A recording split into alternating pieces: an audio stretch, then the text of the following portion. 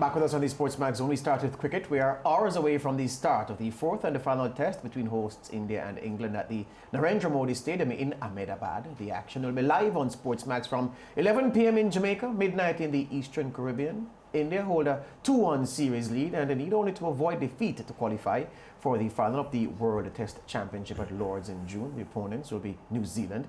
Ahead of the game, the England captain Joe Root has been saying it would be a great achievement to draw the series given India's formidable home record. Root says the pitch looks similar to the one used for the recent pink ball test, a sentiment shared by top order batsman Zach Crawley. Yeah, I think it will be a very similar pitch this week, and why wouldn't it be? They played very well on the last two pitches with the turns. It wasn't easy to score for sure, but it was the same for both sides, and they played very well, to be fair to them. So we had our chance. We backed first on it as well, and unfortunately we didn't play as well as we needed to. Obviously, if it looks like it's going to be just as tricky, and it plays the same way with one skidding and one turning, then obviously I think we do need to be a bit more proactive, perhaps. Having learned from that in the last game, it's difficult at the time, but now we've had a chance to reflect on that game. If it plays the same, I think we could be a bit more proactive. Meanwhile, the India captain Virat Kohli says there is too much talk about pitch conditions. Always too much noise and too much conversation about spinning tracks. I'm sure that if our media is in a space to contradict those views or present views which say that it is unfair to criticize only spinning tracks, then I think it'll be a balanced conversation. But the unfortunate bit is that everyone sort of plays along with that narrative and just keeps making it a news till the time it's relevant, and then a test match happens. If we win on day 4 or day 5, no one says anything. But if a match finishes in 2 days, everyone pounces on the same issue. It's just becomes an issue to talk about. We lost in New Zealand on day 3 in 36 overs.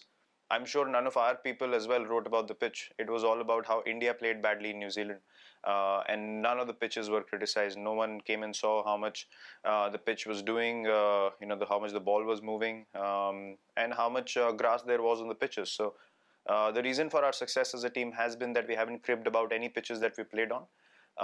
And we would continue to play like that as a team moving forward as well. And yeah, it is always been the case that spinning tracks come into focus way more.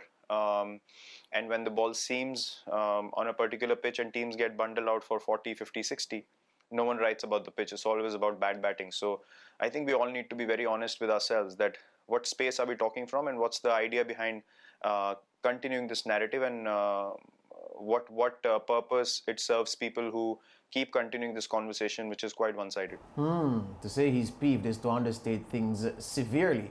So Virat Kohli there talking about the talk about the pitch and saying enough of that talk.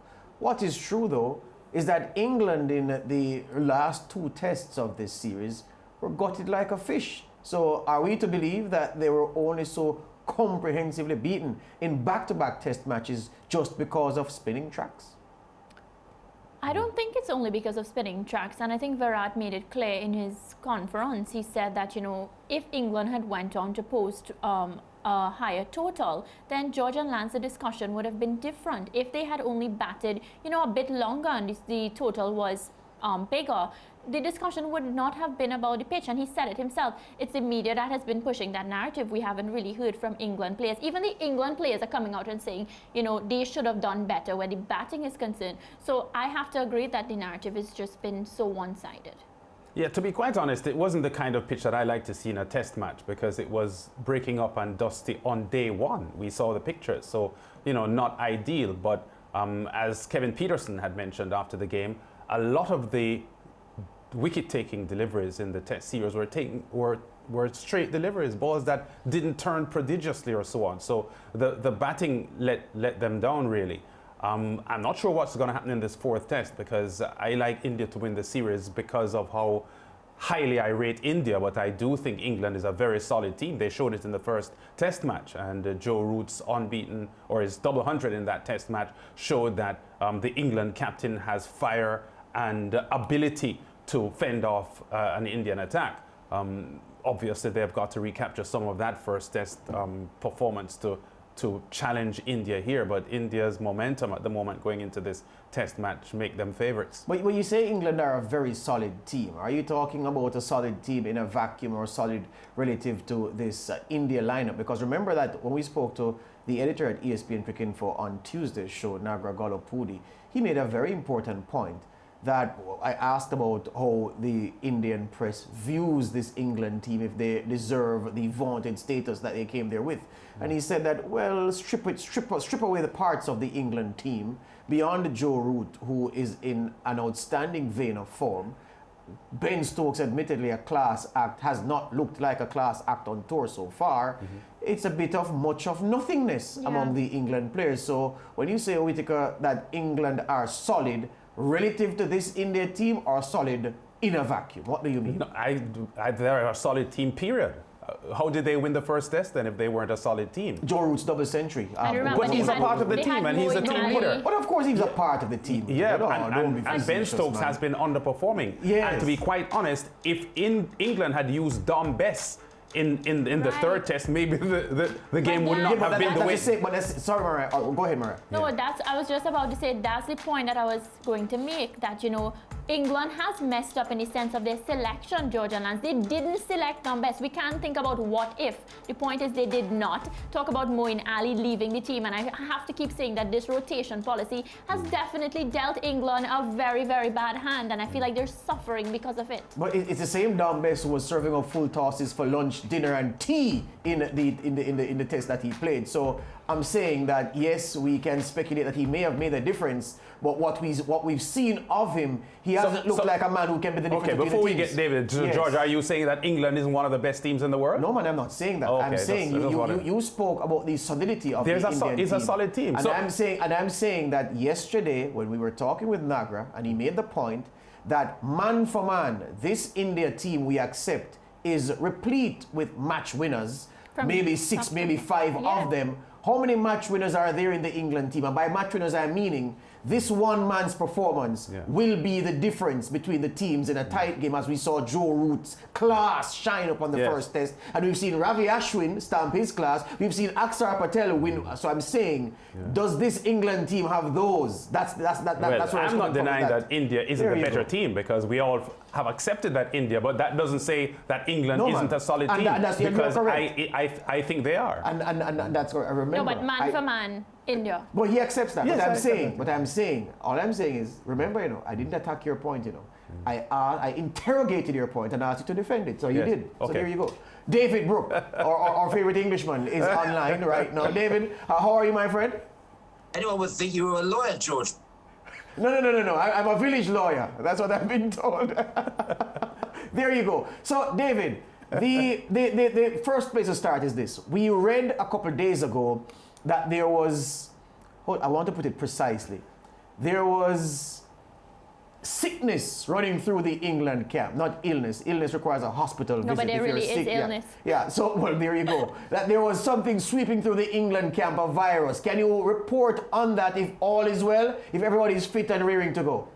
Well, so far, the only person who is really down with the virus is the assistant coach, Paul Collingwood. Some would rather wish that Collingwood was in that batting lineup. None of the players have been ruled out as yet. I feel like the sickness is of a different kind, though. It's definitely there's a creeping mindset sickness coming on around the England team. They've been criticised for their criticism of the pitch. They're under attack. All people from Jeffrey Boycott through to the great Saviv have come out and said, "Stop moaning, stop complaining. You're playing away from home. Get used to the home conditions." But it's really what's going on below the surface. That's the interesting thing amongst this England team. David, the high of the first test, it seems as if some of these English boys are still trading off the high of that first test win. And I'm sure when you mark your report card for these England players at the end of this series, whatever the result, David, there are some men who will be in deficit. Who, among the players we've seen so far, have been the biggest underperformers for you for this England team so far on tour?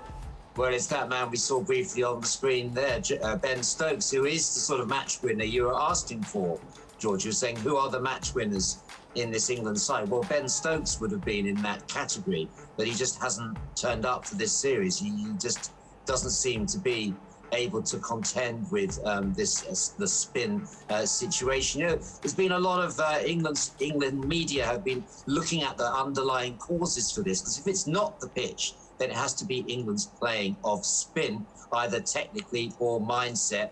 Ben Stokes has failed on that regard. Ollie Pope, who's regarded as the new Ian Bell, the great hope in the middle order, well, he hasn't looked settled at all, has he? When he comes out to the wicket, you don't think he's going to stay for very long. So Pope, I think, is vulnerable. Yeah, Best coming back in. But I agree with the point that I think that Mariah was making there about England's rotation policy and this idea of sending players home during a series. You know, it just doesn't make any sense. And it suggests that the England management got it badly wrong, both in team selection, but also in this policy of resting players.